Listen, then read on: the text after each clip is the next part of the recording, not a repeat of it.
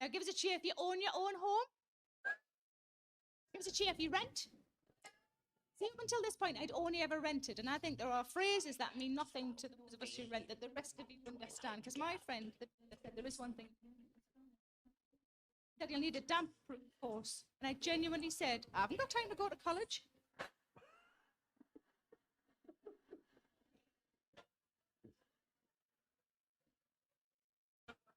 The house that I bought had a log burner. I've never had a log burner before. I got quite excited about the log burner. Not as excited as my fella did. He just went, oh my God, we'll be able to get a toasting fork. We'll be able to toast things. And I thought, he does know I've got a toaster, doesn't he? But I went straight out. He went to work. I went straight out and bought a toaster. I came back in, I grabbed a loaf of bread, and I thought, I'm just going to work my way through. I fucking love toast. I couldn't get it to work, and I rang him and I said, I can't get it to work. He said, how can it not work? It's fire and bread. I told him what I'd been doing. Turns out I should have had the little door open.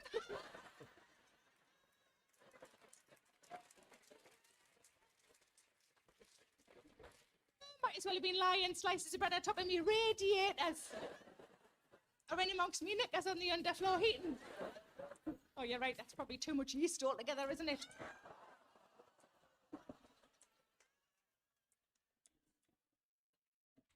But when I moved from the flat to the house, I had bits and bobs of furniture, not much, but I had some stuff, and I was trying to work out what would best go away. And I said to me fella, God, I wish I had a tape measure. He said, what do you need a tape measure for? I said, I just want to know if that unit will fit in that alcove.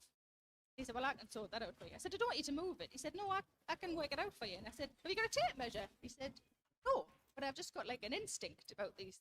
And I thought, fucking instinct. Let's have a look at your instinct, pet. And I said, go on then. So this is genuinely what he did. He went like this.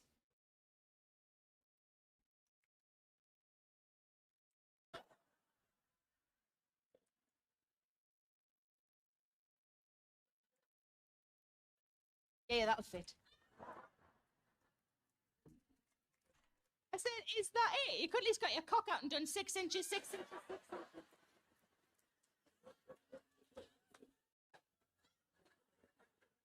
But you know, when you first move in somewhere that's new to you, you want to make a few changes, don't you? So it feels a bit more like yours. One of the things I really wanted, like my parents are both disabled and both getting on a bit in age, and I thought something that would be really good for when they come to stay would be a grab rail in the shower. I won't really notice it when I'm in the shower, but when they come to stay, that would be very useful for them. So I got a grab rail fitted in the shower. Like a month later, I had a friend round visiting, and I was showing her around the house, you know, biscuit room, a biscuit. Carefully, don't trip up on all the knickers and bread. We got to the bathroom and I said, oh, look, I've had a grab rail fitted in the shower. And she went like this. Ooh, saucy.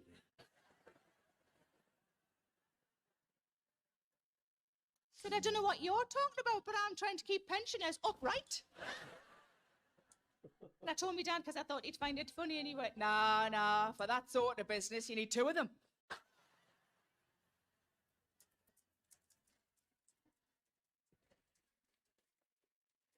Oh.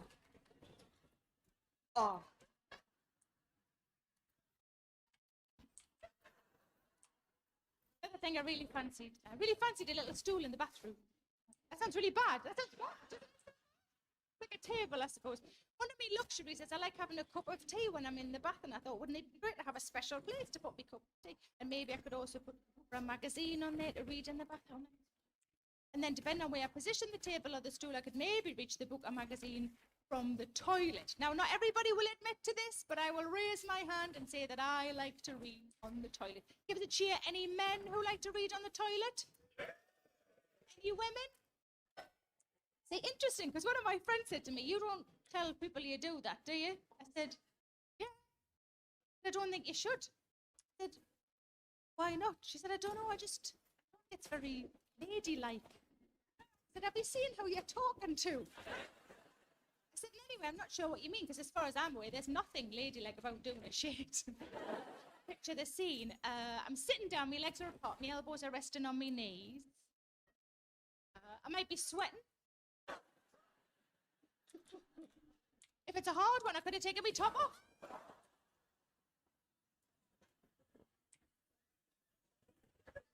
But to make up for all of that, I do it exactly the same, but to make it ladylike, I do it all in a fucking bonnet. those two words aren't together often enough for their fucking bonnet. Gonna get that inner Pride and Prejudice, are you? Why, Mr. Darcy, what do you think of me fucking bonnet? Second thing I decided to do, I decided to get a pet. I've always grown up with pets, and in my teens and in my 20s. And then there's something about the lifestyle of being a comedian that means you're on the road a lot. It's not really conducive to having animals. And then I thought, you know, I've done this 8 years. Maybe it's time the lifestyle worked around me. So I really wanted a cat. I got a cat 2 years ago. I got another cat last year. My fella seems to think I just want 2 cats. He doesn't realise it's now an annual event. The second cat we got is a rescue cat. She was just left outside of the vets in a box overnight, just left. Lovely, she's very affectionate. Whenever my fella picks her up, she starts purring straight away, and he looks her right in the face and he goes, "Who would abandon you? Who would abandon you?" I said, "Stop saying that to her." It's like somebody said to me, "Who would divorce you?" Someone fucking did.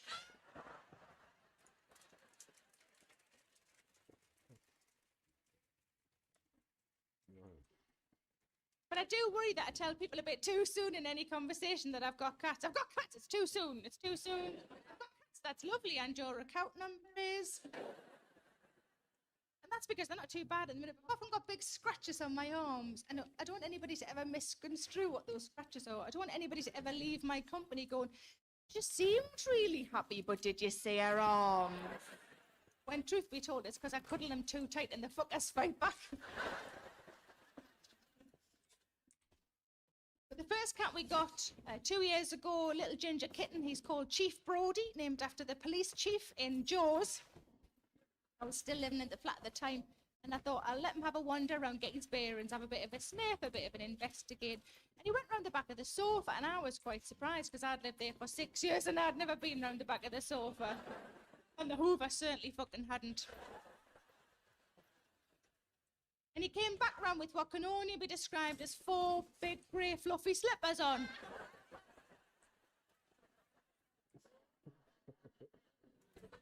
So I sent him back round to finish the job. I don't know if you've ever tried to litter train a cat. It's normally quite straightforward. Whenever they look like they're about to do something, you pick them up and you plonk them in the litter tray, you hope for the best. But Chief Brody took a wild cotton on, kept having it accidents for a bugger.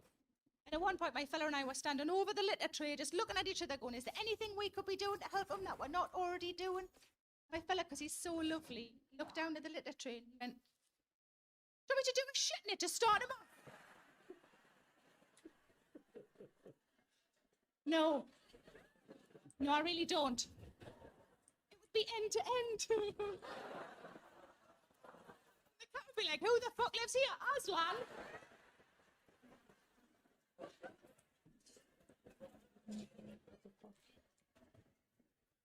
But I have 2 friends who look after my cats when I'm away from home. One of them is an animal lover, one not so. Give us a cheer if you consider yourself an animal lover. Give us a cheer if you're not really bothered. It's totally fine. My friend who is the animal lover, she looks after them because she loves them. My friend who isn't the animal lover, she looks after them because she loves me. So the friend who is the animal lover, when she looks after them, she'll take a photograph of them to send to me. And underneath the photograph, it'll say, "Hiya, Mum." They call me Mum. It's not weird. Fuck off. And I know that we're close because whenever I see them, they always need a shit. I say, "Hiya, Mum, we miss you, we'll see you soon." And it settles me. Wherever I am in the country or the world, it settles me because I know that they're safe and that they're happy. My friend who isn't the animal lover takes a picture just the same. But underneath her picture, it'll say, "Here's the photograph you requested." It's still alive, I will check again tomorrow. They are house cats, they don't go outside. They will go outside at some point, but I'm nervous for their safety, but also I'm a little bit worried about what they might bring back in with them. I know this is a thing that cats do. Have we got cat owners in tonight? Quite a few of you. Now I know that whatever they bring in, be it a mouse or a bird, if it's still alive, I have to try and catch it and put it back in the garden. And if it's dead, I have to put it in the outside bin. That's fine. But what I don't know is what I'm supposed to do if whatever they bring in is still a little bit twitchy. Has this happened to any of you? Oh, nearly all of you. This is horrible. Let's get some suggestions what you think I should do. Let's start at the top. So anybody in the top section got a suggestion what I should do with a half-dead animal? Shout out. Put a bucket over it. Have you done that, love? Yes, what animal was it? A bird and a mouse and a rat at the same time. Like a tiny little rubbish zoo. So are these all separate occasions? Yes, and so you put the bucket over it until your husband came home. We've got a feminist in, girls. And then what did he do? Luckily, they'd all died. That is the best sentence I've heard in ages. We should all start adding that on to the end of all of our stories. Luckily, they all died. Good answer, lady upstairs. Anybody in the next section down got a suggestion what I should do with a half-dead animal? Hit it with a spade.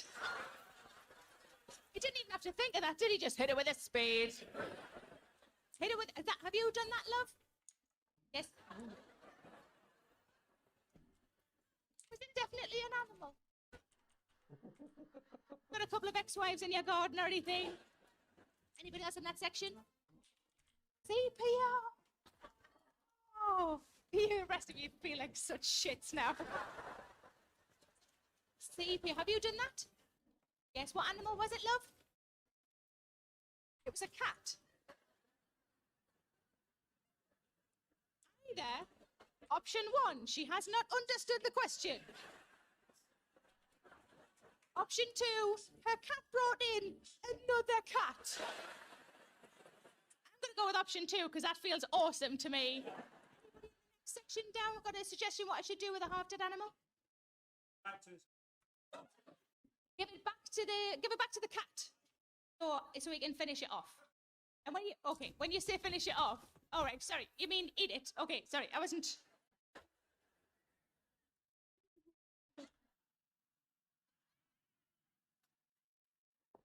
One tiny final wank.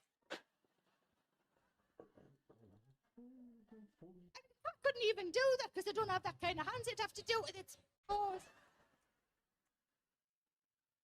You've just made me mime a cat wanking off a mouse. Dirty bastards. So you mean give it back to the cat so the cat can eat it? I like that idea because that feels like good parenting, doesn't it? Because it's like, finish your tea or you're not playing out. I like it, it's good. Anybody else in that section? Put it on YouTube. Oh, we've got a young one in. How old are you, Flower? 25. Get out. Fuck off.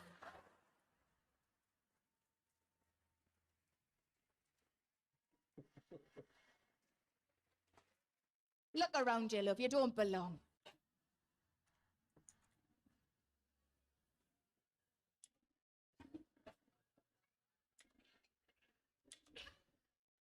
That was so much fun. Sorry. Being rude to young people, you should try it. It's awesome. Next level down. So are you the grand circle? Is that what you the grand circle? Lady there, yes, we're grand. Okay. So the grand circle, anybody got a suggestion what to do with a half-dead animal? Bash it with a hammer. Fuck, where are you from? The felon?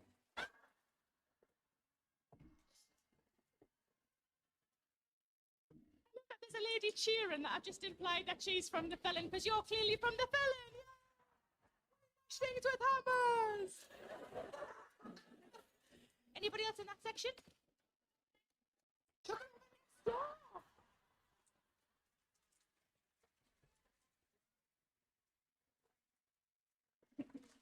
Anything that stops you having to talk to your neighbours. Good answer, thank you very much. Anybody in the boxes or downstairs got a suggestion? Hold on. We're coming back to you. Say that again, love. Put it in a pie because you know it's still fresh. That's really all he's bothered about. Is it fresh? Yeah, well, I'll eat it. Doesn't matter what the fuck it is. Have you done that? So you've had chips with it as well, aren't you? And what kind of animals have you put in pies? Nothing exciting, just a pigeon.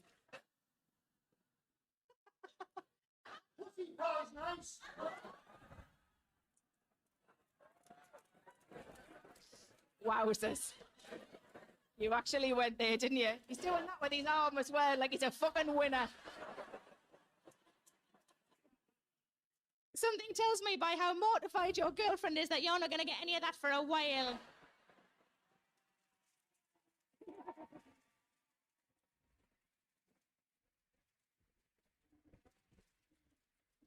So high, and there was another one at the back. Shout again. Keep a half-dead animal as a pet. Have you done that? Oh, what animal was it? Was a vole. Lady at the front is a big fan of fucking voles. Finally, somebody mentions voles. How long have I fucking been here? Nearly half an hour. Nobody's done any vole jokes yet. And how long did it live?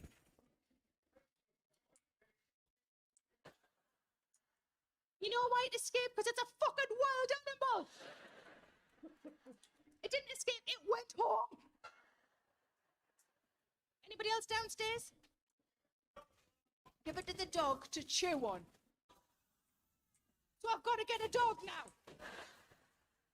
What do I do with the stuff the dog brings in? Give it to your horse. Fucking hell. It's going to get out of hand.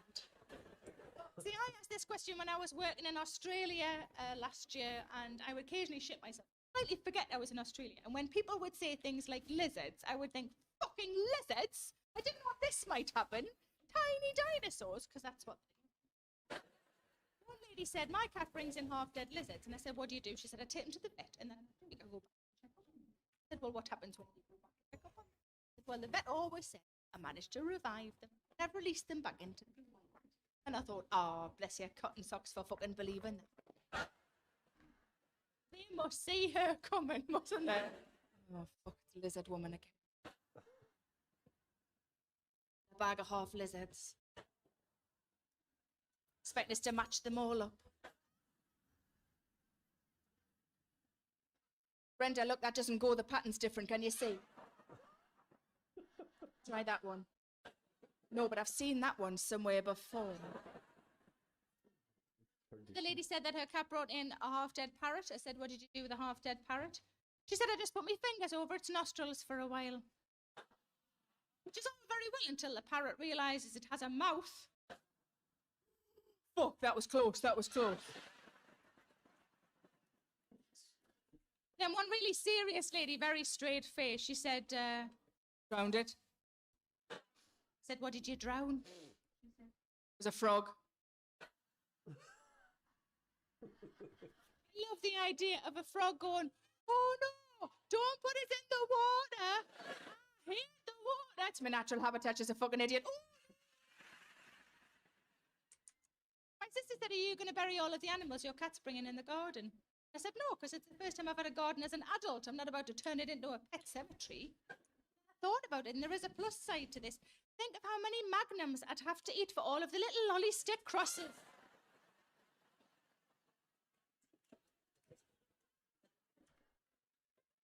But I've been trying to relax a bit. I'm not very good at relaxing. I took the opportunity when I moved into the house to buy myself some new pajamas. I normally save that luxury for Christmas. Does anybody else get new pajamas at Christmas? So I brought it forward by a month when I moved into the house, and I went off to Marks and Spencer's. I don't know if you know this, but Marks and Spencer's don't really sell pajamas anymore. They sell stay-at-home leisure wear. Hang on, I thought they looked like pajamas. I bought them anyway, I took them home, I put them on straight away, and I thought they feel like pajamas. I thought this is just Marks and Spencer's being overly fancy with the naming of things, that's all it is. And I thought, what would be the difference between pajamas and something called stay-at-home leisure wear anyway? And then I went to do the dishes. I stood in front of the kitchen sink and I went to roll my sleeves up, and the cuffs on the stay-at-home leisure wear were so tight that I couldn't roll my sleeves up. So I couldn't do the dishes.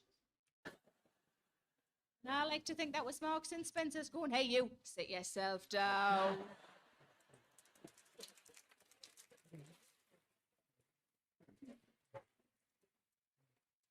with any luck, the 90s will be flammable and I'll get out the fucking cooking and all. Can't be too relaxed. I think it's possible to be too relaxed because I think the filter that's between your brain and your mouth is there for a reason. I went for massages with a friend of mine. We came out afterwards, got in the car to go home. I was driving, she was in the passenger seat. We were both so floppy and relaxed after the massages that neither of us spoke for ages. Comfortable, proper comfortable silence, if you like. I was just concentrating on the driving. She was watching the scenery go by out of the window. It was 20 minutes we were like that. 20 minutes of complete silence. She chose to break the 20-minute silence with this sentence. Tell you who else is a bad driver.